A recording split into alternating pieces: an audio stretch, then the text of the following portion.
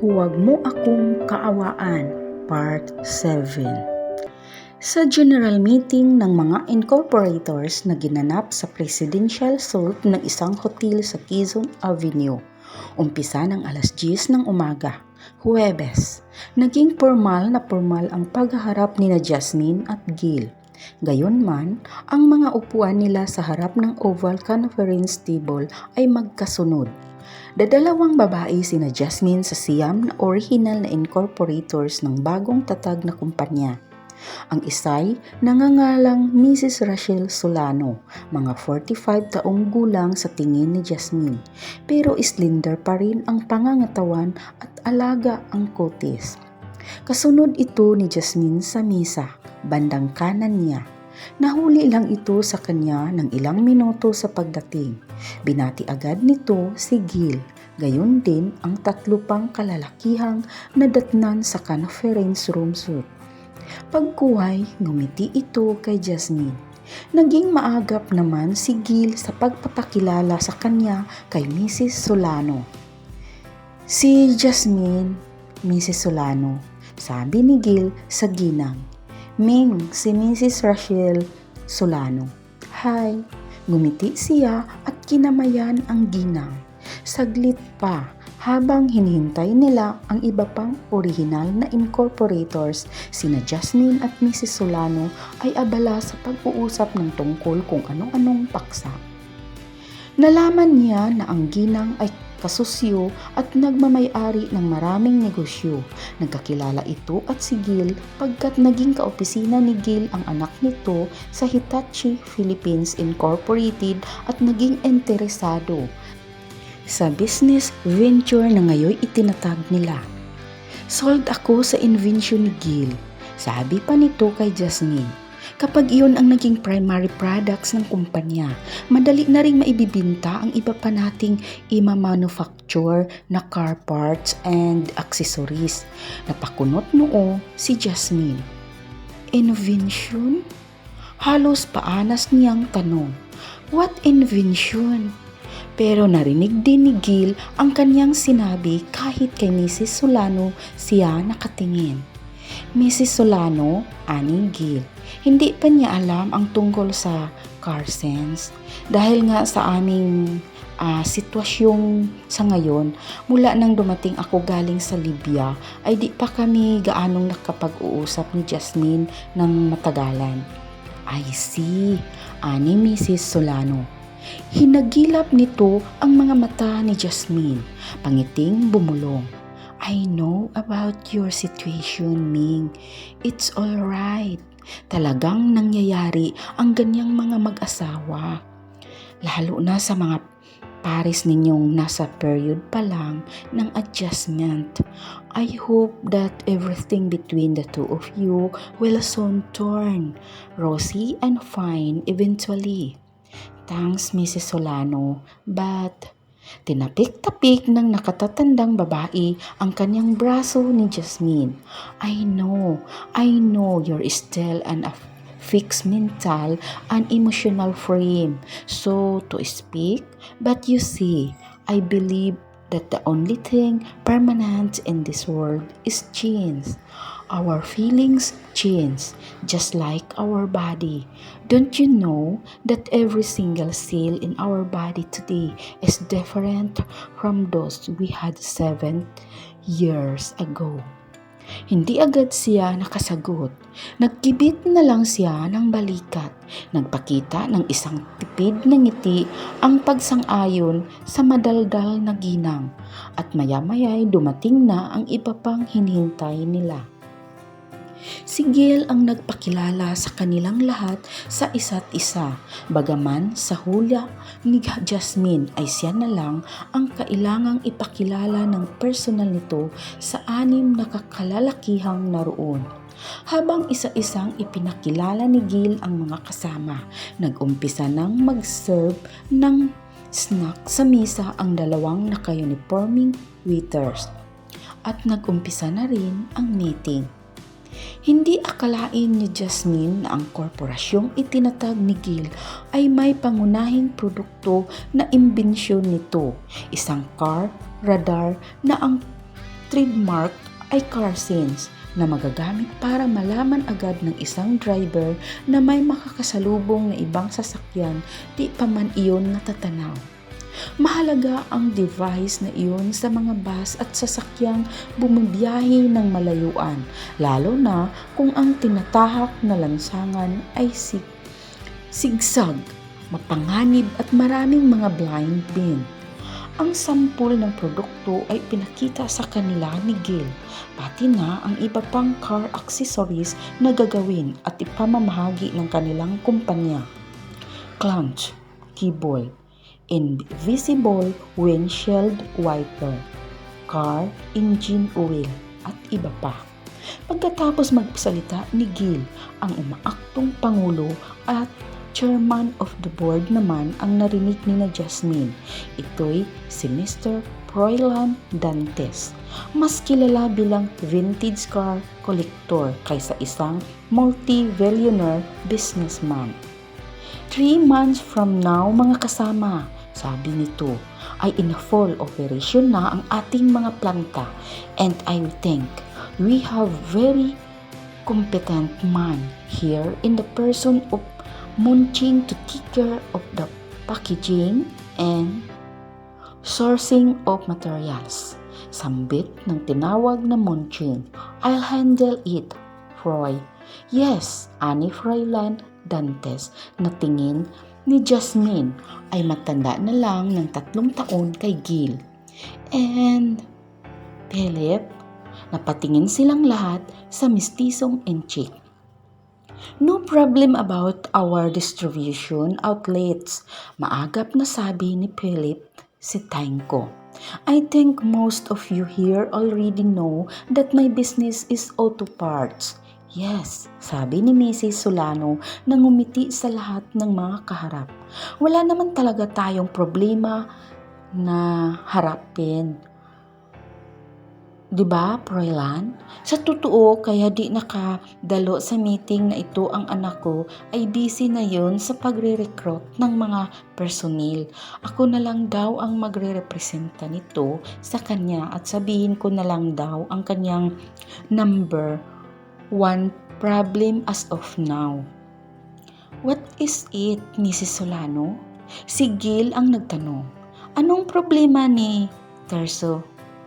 A competent administrative assistant, secretary na hindi pagsisilosan ng nobya niya, ani Mrs. Solano.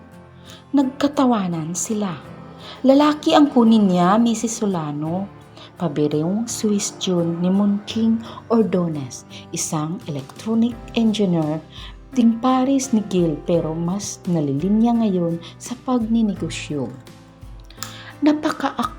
Awkward naman kung lalaki ang sekretary ng ating GM, natatawa pa rin sabi ni Froilan. Well, it is probably Mrs. Solano. Yeah, anang ginang. Yun na nga lang ang problema ng anak ko para mapabilis ang takbo ng trabaho sa opisina. I think what he needs is someone who can trusted even with some of our company secret. Wala ba kayong mga kamag-anak na mairerekomenda? I don't trust relatives. Parang nagbibirong sabi ni Munching Ordonez. Saka tumingin kay Jasmine. Mrs. Rodrigo, could you at least temporarily help Terzo? Kaibigang matalik yun nitong si Gil. I pretty sure you know? No, mabilis niyang tugon. And I don't think. Yes? Baling sa kanya ni Mrs. Solano. Tulungan mo muna ang anak ko habang nag-uumpisa pa tayo. You see? Hindi lang naman talaga secretary ang kailangan niya sa ngayon. What, Boyet? That's what I call him really needs is an inter-department coordinator na pinaka-alter ego ng general manager. That's right!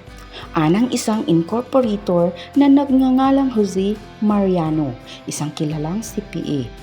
Naranasan ko na ring mag-manage ng isang katatayong corporation years ago, Mrs. Rodrigo.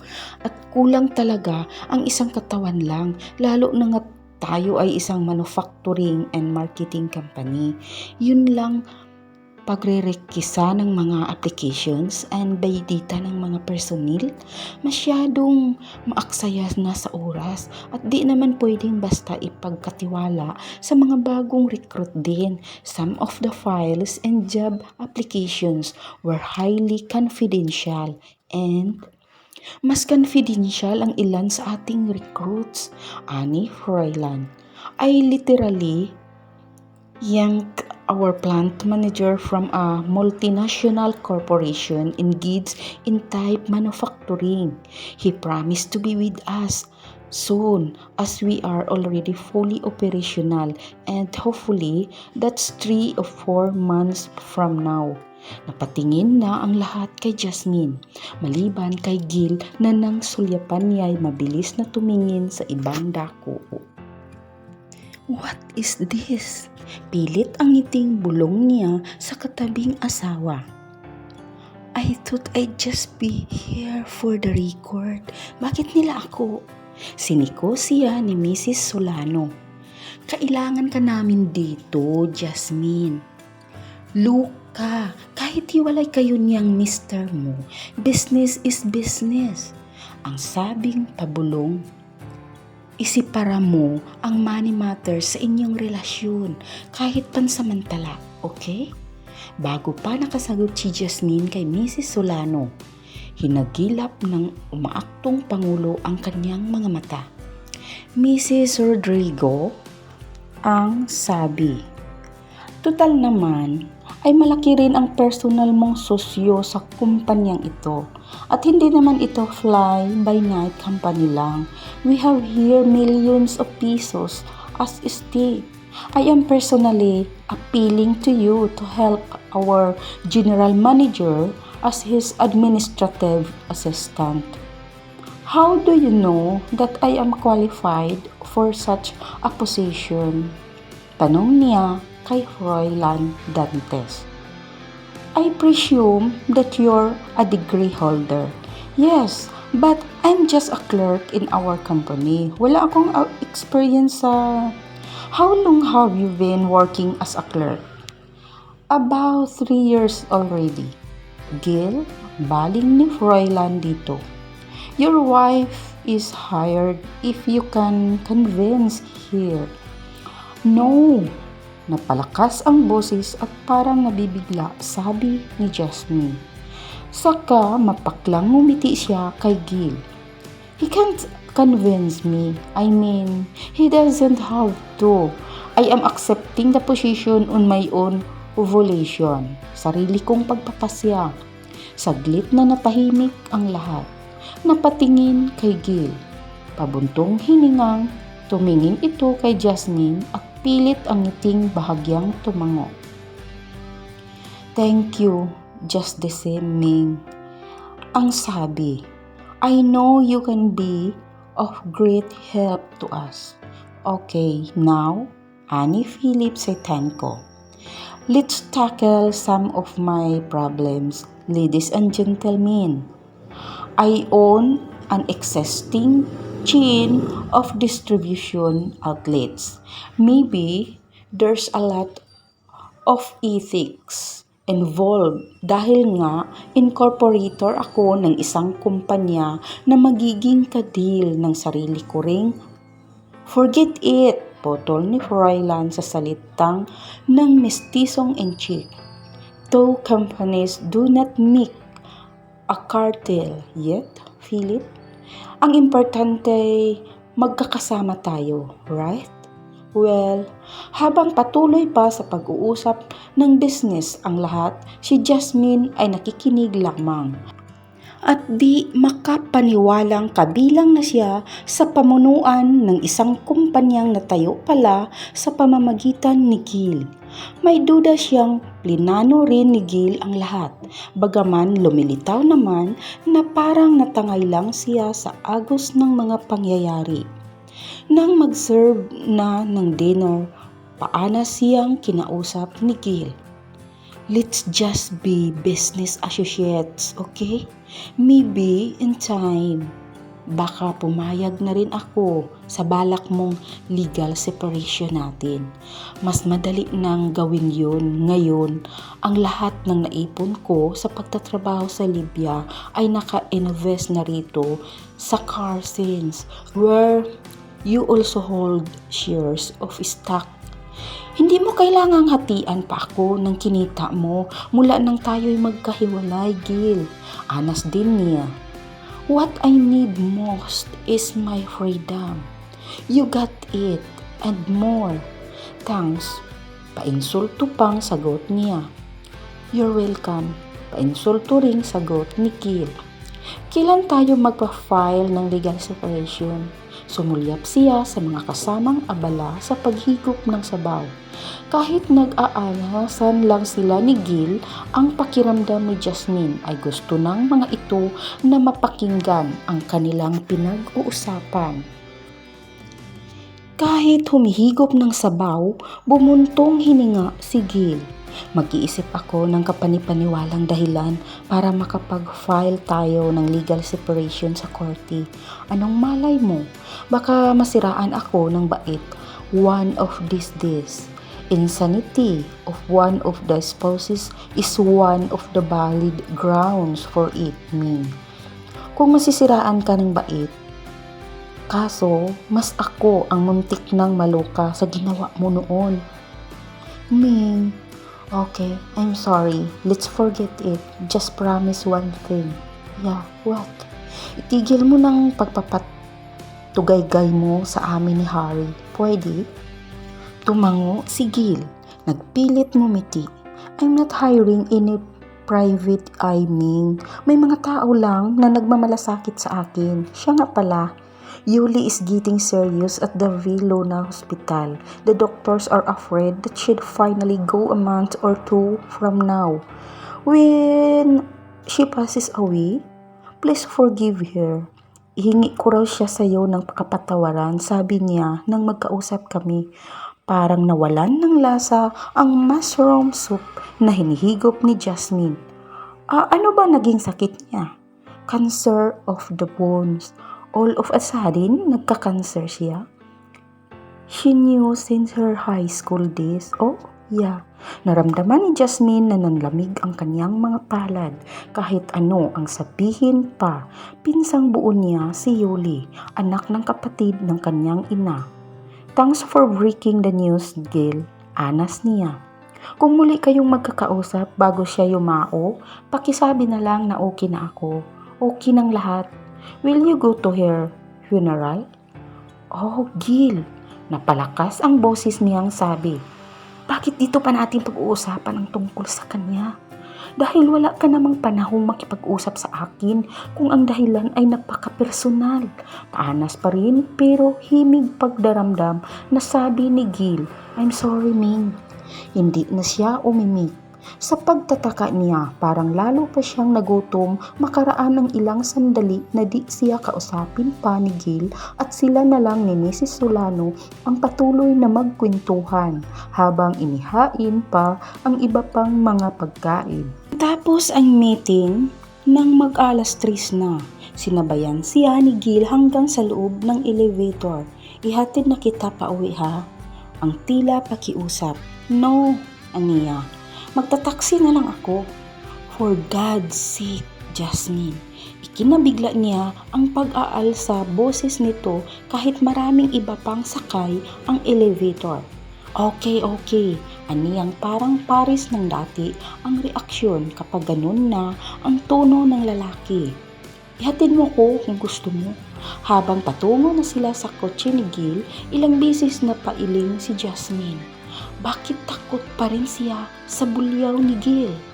Dahil alam niyang grabe rin kung magalit ito? O may isang bahagi ng katauhan niya na hanggang ngayon, sa kabila ng lahat, ay angkin pa rin ito? Mga ka-lovely, hintayin ang susunod na kabanata sa kwentong ito na magpapaantig sa inyong mga puso. At huwag kalimutang mag-like, share, comment sa ating video. At kung bago ka pa lang sa channel na ito, huwag kalimutang mag-subscribe at pakiclick ng bell para ma-notify kayo sa mga bago nating upload. At sa mga gustong magpa-shoutout, mag-iwan lamang kayo ng comment sa comment section. At sa mga gustong magpadala ng mga sariling kwento, pwede ninyo itong ipadala sa aking email linlove7@gmail.com o di kaya sa aking FB Lovely ko. Maraming salamat sa inyong suporta at pakikinig hanggang sa muli.